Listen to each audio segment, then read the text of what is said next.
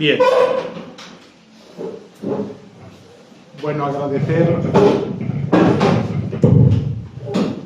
la oportunidad de hablaros, porque me ha hecho pues también interesarme más por la figura de San Maximiliano María Kolbe, porque yo de San Maximiliano María Kolbe pues sabía algo, pero no suficiente, con lo cual me habéis dado ocasión de preparar un poquito, ¿no? Pero estoy seguro que cualquiera de la milicia sabe más de San Maximiliano que yo, ¿no? Con lo cual, esta breve introducción sobre su vida, que creo que es necesaria, muchos la conocéis más detalladamente y podríais exponerlo todo pues mucho mejor.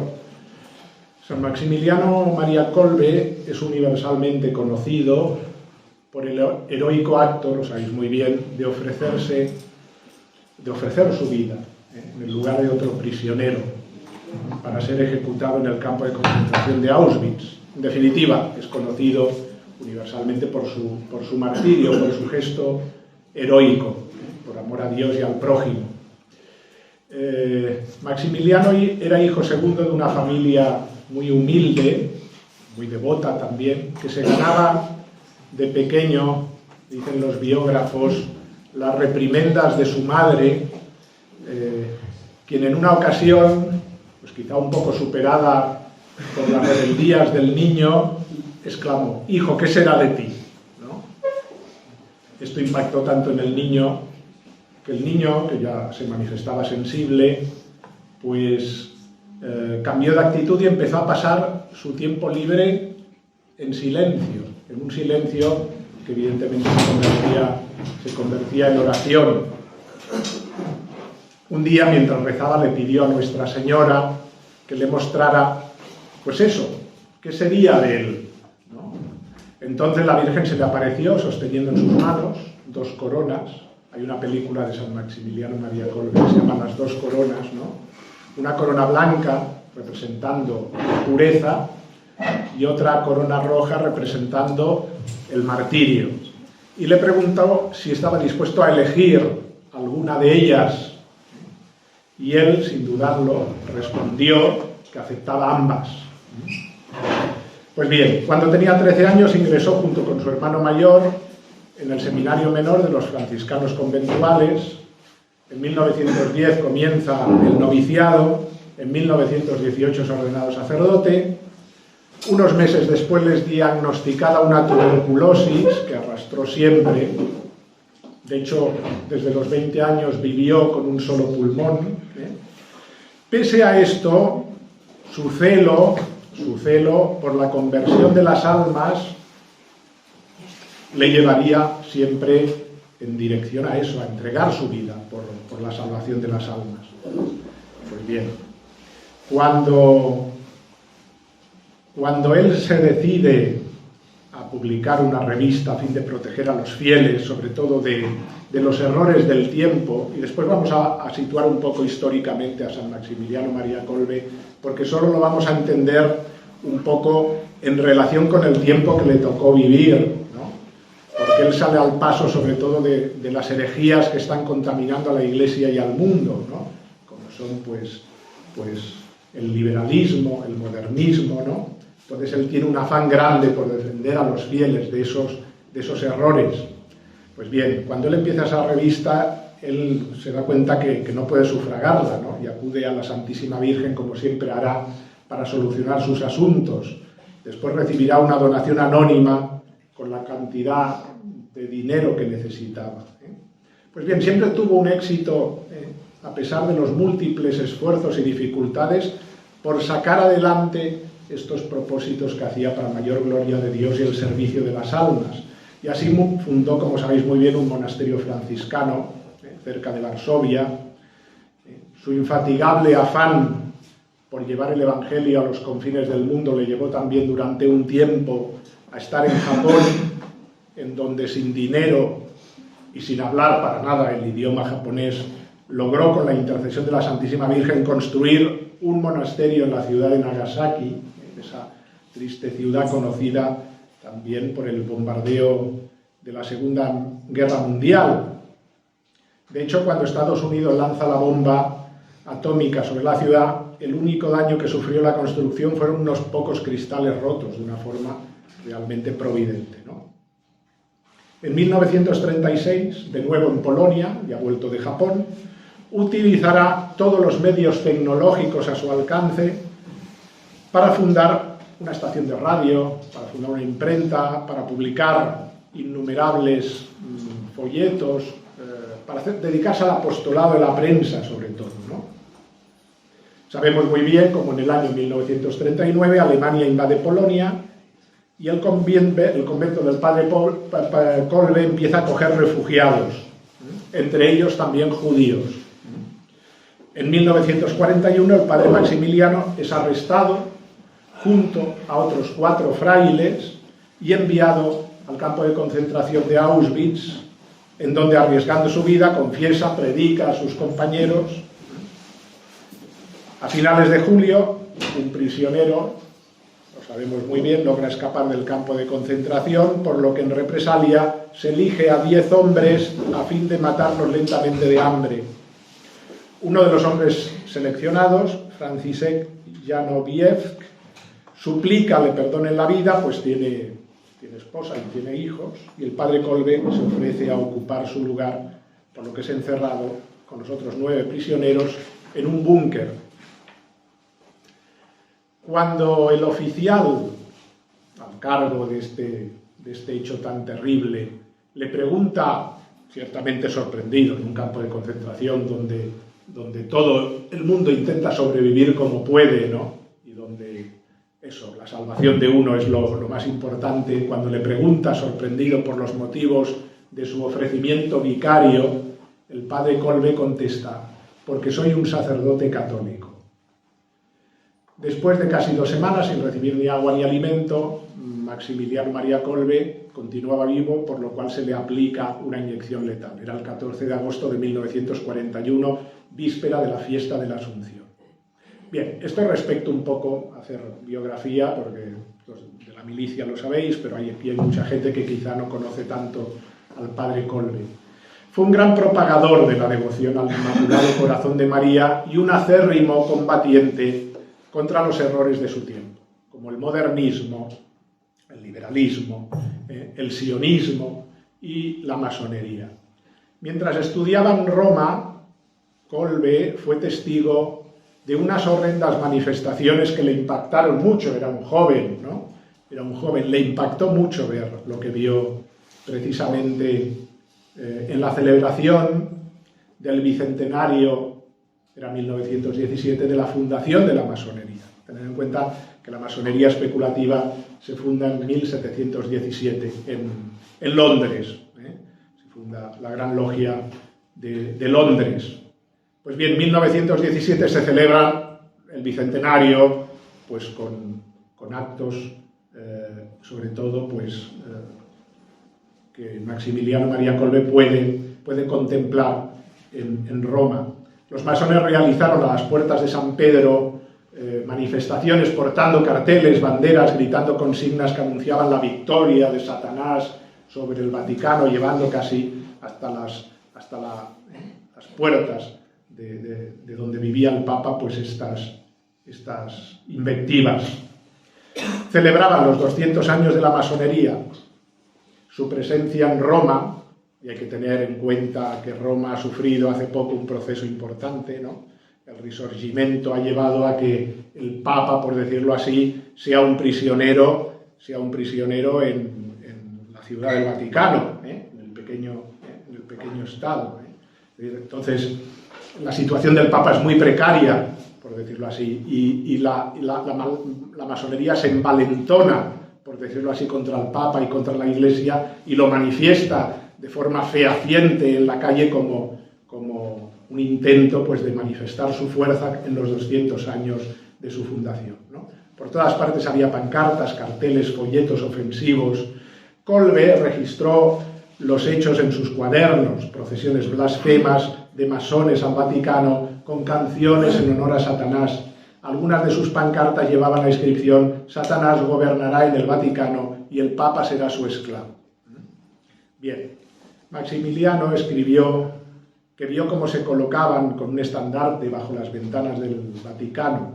Lo dice con estas palabras: la masonería en Roma apareció cada vez más en público y desplegó a plena vista de las ventanas del Vaticano sus pancartas que representaban a San Miguel Arcángel pisoteado y derrotado por Lucifer, y distribuían folletos que injuriaban al Santo Padre. Bien, esto le impacta tremendamente en su corazón, joven, de sacerdote celoso. Escribe recordando el texto de esta pancarta: Satanás gobernará en el Vaticano y el Papa será su esclavo. Este odio mortal a la Iglesia, dice, esto le golpea, ¿no? A Cristo, a su vicario, procede del principio de la masonería, que es la destrucción de todas las religiones, pero especialmente de la católica. En todo el mundo, las células dispersas de esta mafia, dice, se esfuerzan de las más variadas formas, más o menos visiblemente, por alcanzar el mismo objetivo. Al hacerlo, utiliza toda una horda de asociaciones con varios nombres y propósitos que, bajo su influencia, aún propagan la indiferencia religiosa y debilitan la moral, ¿no? Bien, y en cierto sentido, en efecto, la masonería ya ha logrado la gran victoria. La Primera Guerra Mundial, donde la juventud europea fue enviada a matarse unos a otros en los campos de batalla. Una guerra moderna, en verdad, hija de la modernidad, además, donde las ideologías, estas ideologías fratricidas, han sustituido ya la verdad cristiana. Ya no hay verdad, solo hay ideologías que combaten entre ellas y que combaten todas juntas, eso sí, aliadas contra la verdad, que es Cristo y su Iglesia, armadas soberbiamente con su progreso. Ese progreso que se va a manifestar de forma homicida, destructora en la Primera Guerra Mundial, donde el hombre, de alguna manera, también va a descubrir que todo ese progreso, esa técnica, esa fuerza del hombre desatada, tiene la capacidad de llevar muerte y destrucción. Ya no existen los estados pontificios, decíamos. La plaza de San Pedro pertenecía al Estado italiano, aún no se había firmado con Mussolini el acuerdo que llevaría un poco a que el Papa en el Vaticano, en el Estado del Vaticano, pudiese tener pues una libertad, ¿no? Por lo tanto, la situación aún es más precaria todavía, ¿no? Daba la sensación, de alguna manera, que la Iglesia se acababa, tal como la habíamos conocido hasta el momento, ¿no? No había Estado Vaticano, los masones consideraban que la Iglesia estaba a punto de desaparecer. Fijaos que esta época coincide con una serie de hechos que no podemos perder de vista, ¿no? Que antes apuntaba María Ángeles. Es la época de las apariciones de Nuestra Señora de Fátima. Y estamos en 1917. El año, fijaos que esto Maximiliano María Kolbe lo contempla en Roma. 1917, segundo centenario de la fundación de la masonería, es el año además de la Revolución Rusa, ¿no? La Revolución Soviética. Fijaos qué confluencia de acontecimientos, ¿no? Los revolucionarios rusos derrocarán al zar cristiano, asesinarán a su familia e instalarán un régimen comunista, ateo, culpable de la muerte de millones y millones de hombres, de mujeres, ¿no? La religión cristiana, la religión católica y el nombre de Jesucristo han sido eliminados de la vida social, de la vida política, y parece que los masones han alcanzado sus metas. Bien, esta es la escena que animó a Kolbe a hacer algo. Él escribe: es posible que nuestros enemigos deban continuar con su trabajo hasta el punto de tomar el control y que nos quedemos inactivos, o a lo sumo simplemente rezar sin tomar ninguna acción. No tenemos armas poderosas, más poderosas que las de ellos, la protección del cielo y de la Virgen Inmaculada, ¿no? Qué palabras, ¿no? De un hombre de fe, ¿no? De un hombre de fe. La Reina Inmaculada invicta que lucha contra toda herejía, no cederá el campo al enemigo que vuelve a levantar la cabeza. Si encuentra sirvientes fieles y dóciles a sus órdenes, obtendrá nuevas victorias mayores de las que imagina. Hombre de fe, esperanzado, ¿no? En medio de circunstancias pues terribles, ¿no? Nosotros a veces nos da la sensación que vivimos peor momento de la historia, ¿no? Y ha habido momentos en la historia en que han sido las circunstancias muy difíciles, ¿no? Y entonces Dios envía hombres, mujeres providentes, ¿no? Que con esta fe, esta confianza en Dios, se ponen en pie. Se me ocurrió la idea, escribe, de fundar una asociación para luchar contra la masonería, lo dice así, muy claro, para luchar contra la masonería y los otros servidores de Lucifer. Pues bien, Maximiliano, al darse cuenta del peligro, que él sabe muy bien que viene del modernismo que se ha introducido en la Iglesia, ¿no? Que es como la suma, así lo definieron los papas, la suma de las herejías, que van a inspirar pues toda la modernidad, pero que vienen de inspiración masónica y que se enfrenta a la Iglesia. Pues bien, vamos a ver. Para esto es necesario preguntarnos y responder pues también a esta pregunta fundamental, ¿no? ¿Qué es esto del modernismo, ¿no? Para entender también cómo eso se introduce en la Iglesia. Podríamos decir que el modernismo es el liberalismo en la Iglesia, para entendernos. El liberalismo es una herejía que es condenada ya a mediados del siglo XIX por el Papa Gregorio XVI en la encíclica Mirari Vos. El liberalismo se está apoderando del mundo, la filosofía liberal, no solo el liberalismo económico, político, ¿no? Sino es el liberalismo que después, en efecto, ese liberalismo se va a introducir en la Iglesia y va a dar lugar al modernismo, ¿no? Pues bien, Pío IX va a condenar el liberalismo también en la Quanta Cura, pero después el Papa San Pío X va a condenar el modernismo ya, es decir, el liberalismo que se ha introducido ya en la Iglesia, San Pío X principalmente en la encíclica Pascendi y en el decreto Lamentabili. Bien, la penetración del liberalismo en la Iglesia, que era impensable hace 2 siglos, fue sin embargo pensada, predicha y organizada en verdad por la francmasonería, ¿no? Hay un documento que prueba esta intriga contra la Iglesia. Bajo el pontificado de Gregorio XVI, la policía, Gregorio XVI es mediados del siglo XIX, es el papa previo a Pío IX, ¿no? La policía descubre una documentación de gran interés sobre la secta de los carbonarios. Pues bien, se encuentran estos documentos llamados los papeles, documentos de la alta venta de los carbonarios, ¿no? Abarcan de los periodos del periodo de 1820 a 1846. Fueron publicados posteriormente por Pío IX, los hizo publicar a un escritor francés, Cretineau Joly, en su obra La Iglesia Romana y la Revolución. Es un libro que se puede encontrar todavía, yo lo tengo, ¿no? Es de 1859.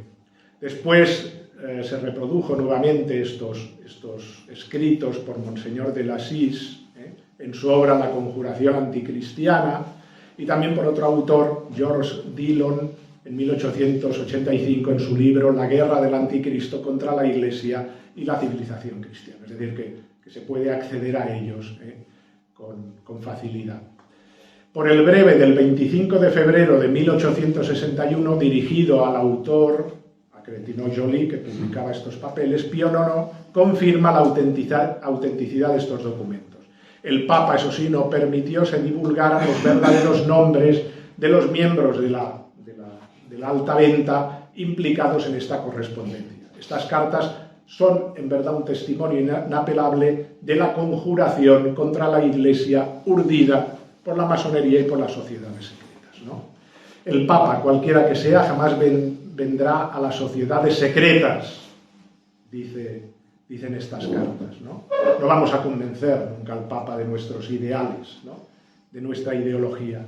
A ellas corresponde dar el primer paso hacia la Iglesia para vencer a ambos. Es decir, que los papeles de la alta venta lo que vienen de alguna manera a transmitir y a descubrirnos es que los enemigos de la Iglesia, con la masonería al frente, se han hecho cargo de una realidad. No podemos contra la Iglesia. La persecución contra la Iglesia no nos sale a cuenta porque crea mártires y esto no es rentable, ¿no? Es decir, porque a la Iglesia por decirlo así, los mártires le convienen, la sangre de mártires es semilla de nuevos cristianos. No conseguiremos nada yendo de frente con la Iglesia. ¿Qué nos toca? Por lo tanto, nos toca introducirnos en la Iglesia subrepticiamente, minar a la Iglesia, ¿no? Hacernos fuerte, entrando, creando como una quinta columna dentro de la Iglesia de aquellos nuestros que puedan, pues eso, acceder al sacerdocio, al episcopado y a los puestos principales dentro de la Iglesia.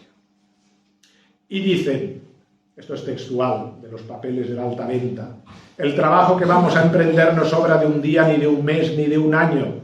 Puede durar varios años, quizá un siglo, pero en nuestras filas el soldado muere y el combate continúa. No queremos ganar a los papas para nuestra causa, imposible. Hacerlos neófitos de nuestros principios, propagadores de nuestras ideas. Sería un sueño ridículo. Cualquiera sea el giro de los acontecimientos, el hecho de que cardenales o prelados, por ejemplo, hayan entrado de pleno grado o por sorpresa en una parte de nuestros secretos, no es en absoluto un motivo para desear su elevación a la cátedra de Pedro. Esta elevación nos perdería. Solo la ambición los habría conducido a la apostasía y la necesidad del poder nos forzaría a inmolarnos. Lo que debemos pedir, lo que debemos buscar y esperar, como los judíos esperan el Mesías, es un papa según nuestras necesidades. Así marcharemos con más seguridad al asalto de la Iglesia que con los liberales de nuestros hermanos de Francia y el mismo oro de Inglaterra. Con todos los medios, podemos tener todos los medios a nuestro favor, pero no haremos nada. Pero si nos introducimos en la Iglesia, ¿queréis saber la razón? Es que con ello, para destrozar la roca sobre la que Dios constituyó su Iglesia, ya no necesitamos el vinagre anibalino ni la pólvora del cañón, ya no necesitamos ni siquiera nuestros brazos, tenemos el dedo meñique del sucesor de Pedro comprometido en la conjura. Y ese dedo vale en esta cruzada más que todos los Urbano II y todos los San Bernardo de la cristiandad. No dudamos que llegaremos a este término supremo de nuestros esfuerzos, pero ¿cuándo y cómo? La incógnita no se desvela aún. Sin embargo, como nada debe apartarnos del plan trazado, sino por el contrario, todo debe tender a él, como si ya desde mañana el éxito viniera a coronar la obra apenas esbozada. Queremos en esta instrucción, que para los simples iniciados permanecerá secreta, dar a los encargados de la venta suprema consejos que deberán inculcar a las universidades de los hermanos en forma de enseñanza o de memorando. La idea y el plan es introducir candidatos en los seminarios, ¿no? Que esos el día de mañana serán ordenados sacerdotes, ¿no? y pueden llegar a ser obispos, ¿no? Y después cardenales, y quizá el día de mañana un papa, ¿no? Esta es la intención de la masonería, ¿no? Fijaos, hace bastante más de un siglo, casi siglo y medio, ¿no? Ahora bien, para asegurarnos un papa de las debidas proporciones, se trata primero de labrar a ese papa una generación digna del reino que soñamos. Dejada de lado la vejez y la edad madura, dirigíos a la juventud. Y si es posible, aún a la infancia, os ganaréis sin mucho esfuerzo una reputación de buen católico y de patriota sin doblez. Esta reputación hará llegar nuestras doctrinas tanto al seno del joven clero como al fondo de los conventos. Dentro de algunos años, forzosamente, este clero joven habrá invadido todas las funciones. Será el quien gobierne, administre, juzgue, forme el consejo del soberano, y será él llamado a elegir al pontífice que tendrá que reinar. Y este pontífice, como la mayor parte de sus contemporáneos, estará necesariamente más o menos imbuido de los principios italianos y humanitarios que comenzaremos a poner en circulación. Es un granito de mostaza que confiamos a la tierra, pero el sol de la justicia lo hará crecer hasta el más alto poder, y un día veréis qué mies abundante producirá este granito, ¿no? Es todo un plan demoníaco, ¿no? Que hace, de alguna manera, hace estremecerse, ¿no?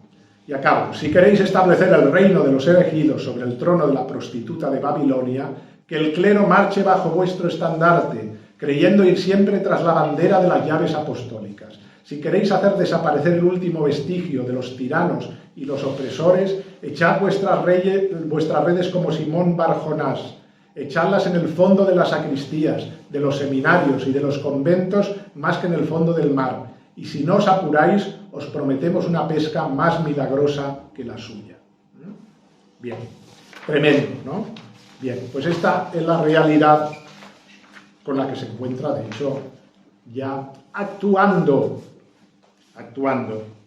dentro de la Iglesia también San Maximiliano María Kolbe. San Pío X publicaría la encíclica Pascendi. San Pío X es un papa que vive del año, me parece, bueno, vive antes, pero creo que su pontificado empieza en 1903 y acaba en 1914, creo. Fijaos que son los años previos precisamente a la fundación de la milicia. San Pío X, un gran papa, ¿no? Fundó la encíclica Pascendi, condenando la doctrina modernista. Este constituyó un acto magisterial único en su especie, pues el pontífice no solo condenaba un error, sino que exhaustivamente y desde sus mismas raíces más profundas exponía muy bien la doctrina que condenaba, ¿no? En efecto, las doctrinas modernistas que se habían ido introduciendo en la Iglesia, no habían sido presentadas por sus autores como un sistema orgánico. Sin embargo, en la encíclica, en la Pascendi, el pontífice muestra cómo aquella amalgama de horrores responde a una raíz común que encierra un grave peligro para la fe católica. Fue precedida de un decreto en Lamentabili que condenaba 65 proposiciones, en la mayoría de un modernista que tuvo una gran influencia en su época, condenado Alfred Loisy. Bien. Todo esto, fijaos que tuvo en la época, tenía tal poder todo este movimiento. Hay un autor menos conocido, modernista, también seglar, además, Antonio Fogazzaro, que escribió un libro que se llamaba El Santo. El Santo es la historia, pues eso, de un religioso, de un sacerdote con fama de hombre bueno, de hombre piadoso, de hombre caritativo, ¿no? Pero que es un infiltrado dentro de la Iglesia, ¿no? Entonces, en la Fogazzaro, de alguna manera, está hablando proféticamente de lo que quiere que se produzca en la Iglesia, ¿no? Es decir, que hombres como este santo aparente, ¿no? Sean instrumentos dóciles para la masonería, ¿no? Para los que hayan en la Iglesia, que están dentro de la Iglesia sirviéndola, ¿no? Bien, pues bien, así, fijaos, la valentía, la visión y luego la decisión de este joven, ¿no? Porque San Maximiliano María Kolbe funda la milicia de la Inmaculada antes de ser sacerdote, ¿eh? No ha sido ordenado sacerdote todavía, ¿no? El ejército de la Inmaculada, a fin de combatir bajo la poderosa protección e intercesión de María todos los errores promovidos por la masonería y trabajar por la conversión de los pecadores. De ahí que a la oración de la medalla milagrosa, oh María, sin pecado concebida, rogad por nosotros que recurrimos a vos, añade, y por todos aquellos que no recurren a vos, especialmente los masones. O sea, que tiene muy claro por quién reza, ¿no? Cuál es el propósito. Salvar a los pecadores, salvar a los enemigos de la Iglesia también. Esto es lo que hay en un corazón sacerdotal, ¿no? Es decir, que se salven también aquellos que odian a Cristo, que odian a su Iglesia, ¿no? Que se salven los masones, que encuentren a Cristo. Y esto pasa, ¿eh? Vosotros sabéis que, algunos lo sabéis, que en el canal Stat Crux, donde yo cuelgo algunas conferencias sobre masonería, es sorprendente que se ponen en contacto conmigo muchos exmasones, ¿no? Gente que ha estado en la masonería, y a veces en altos grados, ¿no?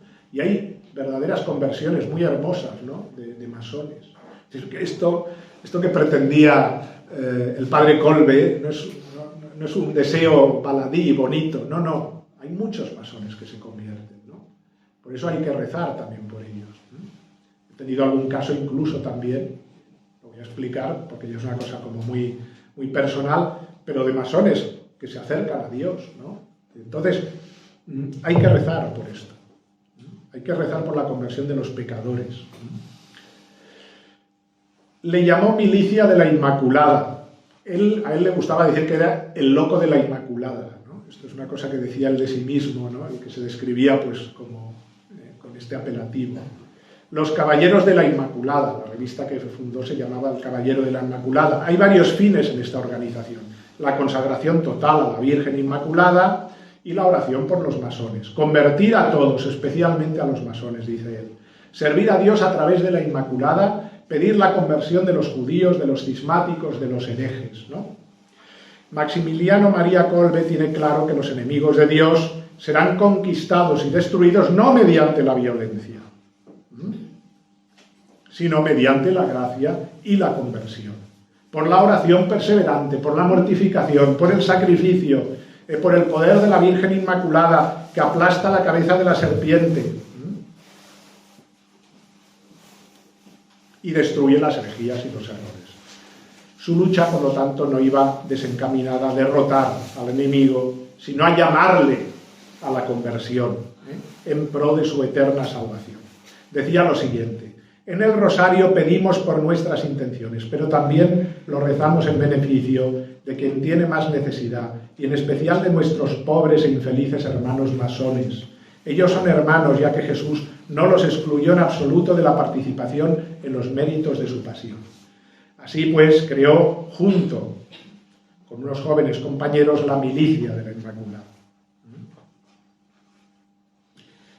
Se celebraba además otro aniversario, que era la conversión de un judío muy famoso, Alfonso de Ratisbona, que se convirtió él y un hermano suyo también, y los dos se hicieron sacerdotes a posteriori, ¿no? Muy interesante la historia de estos dos hermanos judíos, que se habían convertido gracias precisamente a la eficacia de la medalla milagrosa también, ¿no? Kolbe, de hecho, celebraría su primera misa en el mismo lugar que se convirtió en 1842 Ratisbona por acción de la Virgen María y la medalla milagrosa, la iglesia de San Andrés de la Frate en Roma. Bien, todo esto va a inspirar a San Maximiliano, que concibe la institución de la milicia de la Inmaculada y que tomará como signo de adhesión y de protección de sus caballeros la medalla milagrosa. Cada caballero de la Inmaculada recibe una medalla de la milagrosa, reza su oración con este añadido que hemos apuntado antes. De esta manera, el 16 de octubre de 1917, 3 días después del milagro del Sol de Fátima, el hermano Maximiliano, junto a 6 compañeros, funda la milicia. Después sabemos muy bien que creó la ciudad de la Inmaculada, un sorprendente complejo religioso cerca de Varsovia, con un convento, un seminario, tenía una cantidad de vocaciones inmensas. No quiero exagerar, pero creo que tenía cerca de 1000 jóvenes que querían ir al sacerdocio, ¿no? Una editorial, una estación de radio, ¿no? Una imprenta. El convento estaba formado por 800 frailes, ¿no? El más grande de su época. Crea un periódico católico para formar a la gente sencilla. Eran 135.000 los ejemplares diarios que se tiraban de este periódico, pero el fin de semana aumentaba a los 225.000, fijaos, ¿no? Pero después llegó la Segunda Guerra Mundial, ¿no? Los nazis y los alemanes se repartieron Polonia, 3.000 clérigos católicos serían asesinados por los ocupantes nazis, porque los nazis sobre todo intentaron descabezar las élites polacas, ¿no? Sobre todo los intelectuales, los militares también, intelectuales clero, que digamos que era la fuerza viva de Polonia, que era un país, siempre ha sido un país en este sentido culturalmente muy fuerte y evidentemente un país católico. Descabezar las élites era importante para los nazis, ¿no? Y mataron a 3.000 sacerdotes en Polonia, ¿no? Más de 1.800 de ellos en campos de concentración. La represión anticlerical después, evidentemente, en la zona comunista no fue menor, es decir, que después salieron de un mal sitio para ir a otro peor, ¿no? El 17 de febrero de 1948 los alemanes cerraron el monasterio del padre Kolbe, lo arrestaron con cuatro frailes más, y el 28 de mayo de ese año, del 41, lo transferían a Auschwitz. Es cierto, y este es el motivo de su detención, no solo la acción, evidentemente, de resistencia contra la ideología nacionalsocialista que manifestaba en los escritos que salían del convento, sino porque también habían sido acogidos refugiados de todo tipo, entre ellos no pocos judíos, ¿no? Se habla de haber acogido hasta 2000 de ellos, que precisamente van a ser los que después van a proteger la fama de Kolbe, ¿no? De las acusaciones de antisemita que se lanzaron contra él, ¿no? Difíciles de probar cuando Kolbe había escondido a cientos y cientos de judíos para que no cayesen en manos de los enemigos. Algunos yerran al considerar a Kolbe, acusación que se ha hecho, como antisemita.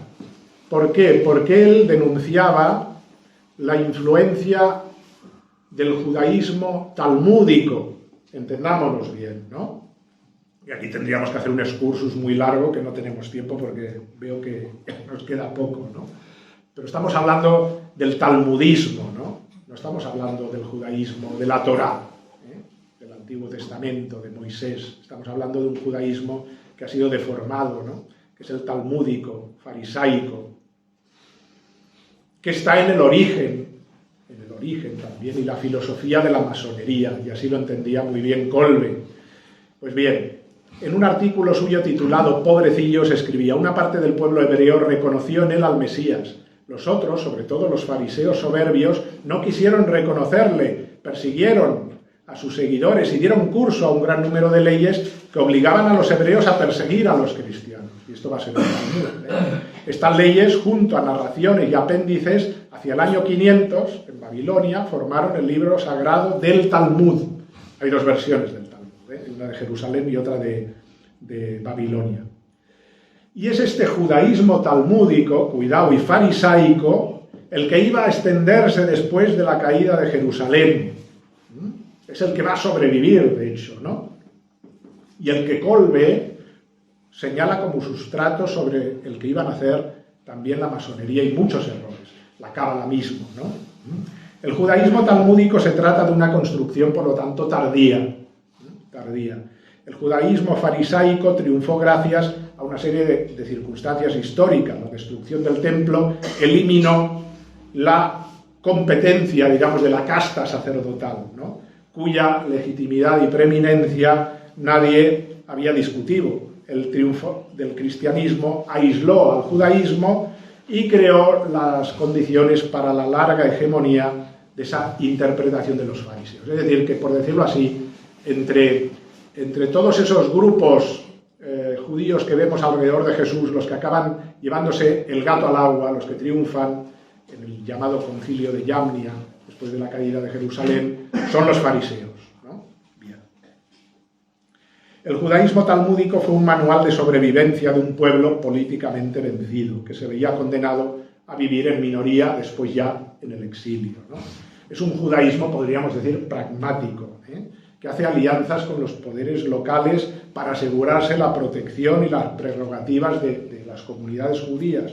Una política mundana, a la espera también de un Mesías mundano, sin ningún sentido trascendental, solo la búsqueda de ámbitos de poder donde dominar.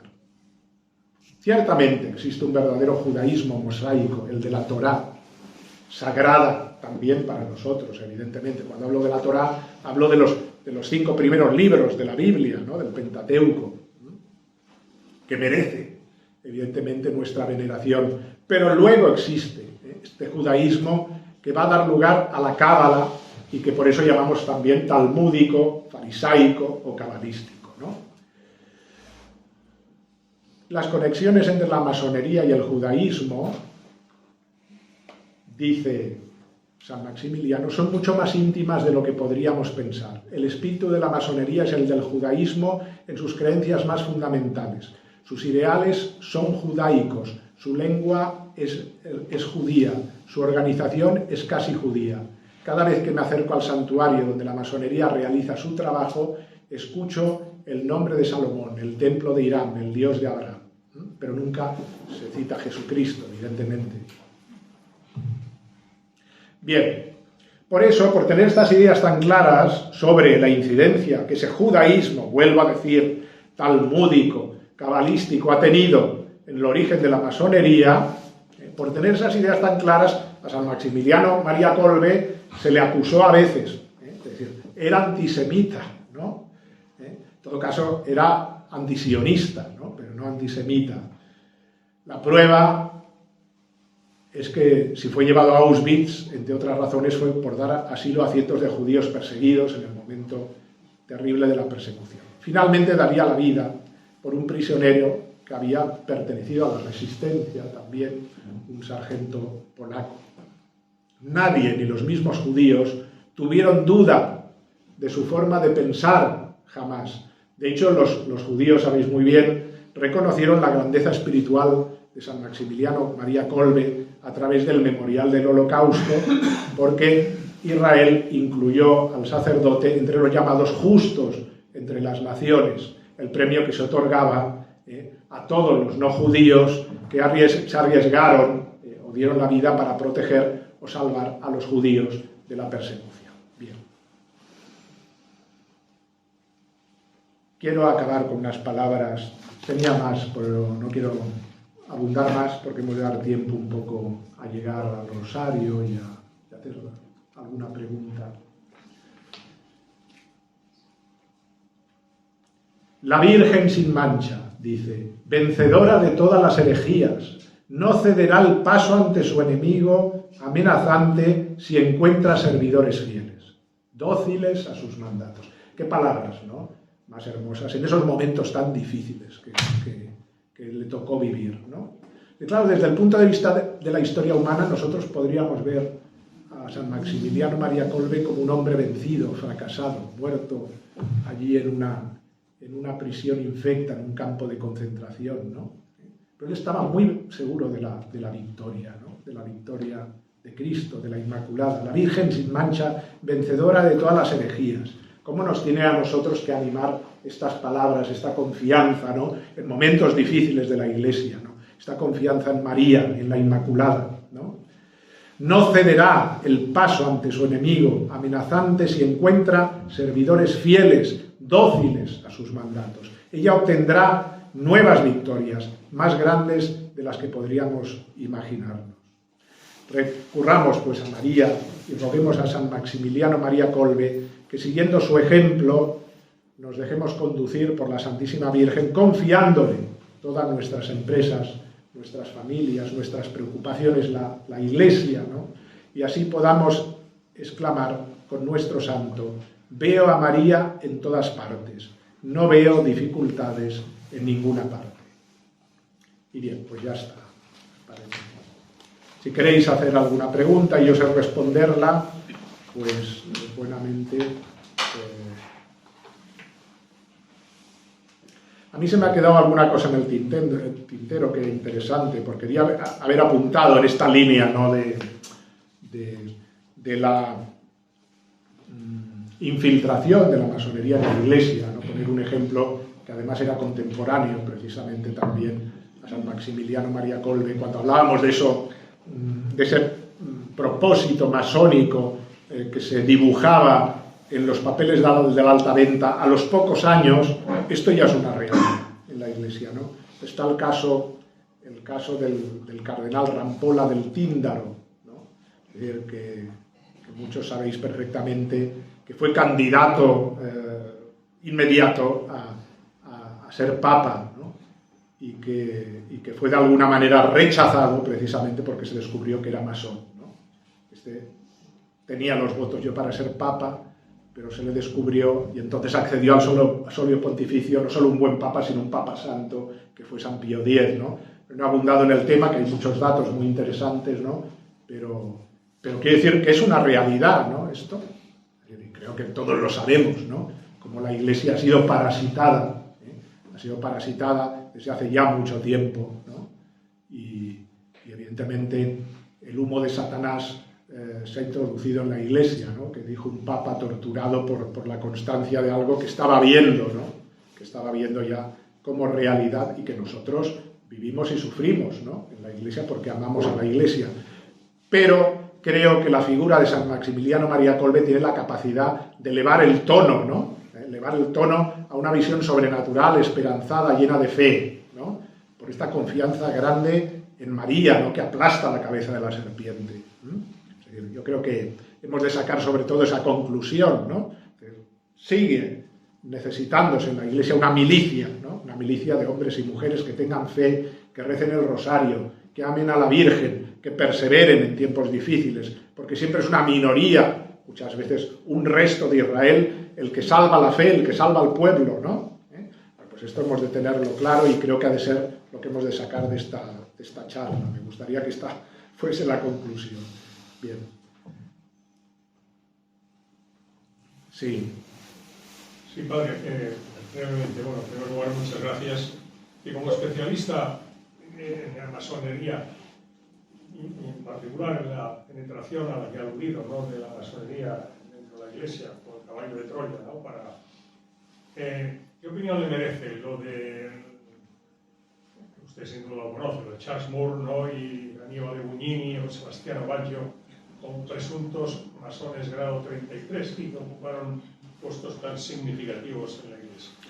Sí, es interesante, es un libro, para el que no lo conozca, ¿no?, Asesinato en el grado 33, creo que se llama, de un sacerdote, Charles Moore, que fue secretario del que después, en aquel tiempo aún no lo era, fue cardenal Gañón.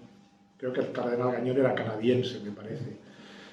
Era arzobispo en aquel tiempo y el Papa Pablo VI le pidió investigase dentro de la Iglesia la infiltración de la masonería, ¿no? Entonces el arzobispo Gañón en aquel momento hizo una labor realmente importante porque logró listados importantes de clérigos no de bajo nivel, sino de alto nivel, obispos, cardenales, que tenían cargos importantes en el Vaticano y en la Iglesia. Entonces esto es una realidad, ¿no? Más aún, esto queda confirmado por otro hecho que se conoce menos, pero que no fue menos impactante, que es la llamada lista Pecorelli, ¿no? Hacia el año 70, en la misma época más o menos. Hablo del año 70 al siglo XX, ¿no? 1970, 1975, un periodista, Mino Pecorelli, que formaba parte él también de la logia P2 en Italia, hace una investigación y publica un desconcertante listado larguísimo de obispos, cardenales, que pertenecen a la masonería, pero además con su nombre clave, porque en la masonería los masones tienen un nombre, digamos, alegórico, ¿no?, con su fecha de inscripción en la masonería, etcétera, ¿no?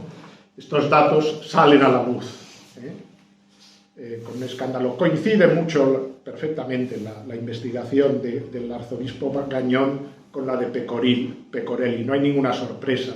Es decir, los nombres que van en una van en otra, ¿no? Y como digo, no estamos hablando de clérigos de poca valía, sino que estamos hablando de obispos y de cardenales que ocuparon pues lugares como la Sagrada Congregación para los Obispos, que se dedicaba a nombrar a los obispos del mundo, nada menos, con lo cual podemos entender cuáles eran los criterios durante muchos años que el cardenal Baggio, que era uno de los que estaban en ambas listas, se dedicó a nombrar obispos, ¿no? Y de esos polvos vienen estos lodos, podríamos decir, ¿no? Más aún, Mino Pecorelli, Carmine Pecorelli, este periodista que destapó todo este asunto, la lista Pecorelli, fue asesinado al poco tiempo, ¿no? Yendo en su coche en Roma, le descerrajaron 2 tiros en el pecho y lo mataron, ¿no? Toda una historia realmente truculenta, ¿no?, pero que indica el poder, en definitiva, de las fuerzas del mal, ¿no? Y cuál es la realidad, ¿no? Es decir, que esto ocurre, es una realidad en la Iglesia, ¿no? Y si es mi opinión, yo creo que no hay, en mi opinión, no, con lo que ha expuesto Charles Moore, con la lista Pecorelli, con todos los estudios que ha habido sobre este tema, no cabe ninguna duda, ¿no? Es decir, que la Iglesia evidentemente ha de sufrir los ataques de Satanás, cierto. Que el enemigo ha estado fuera durante muchos siglos, sí, es verdad. Pero aquello que decía Benedicto XVI, que el enemigo ahora está dentro de la Iglesia, pues también es cierto, ¿no? Y es la realidad que nos enfrentamos, ¿no?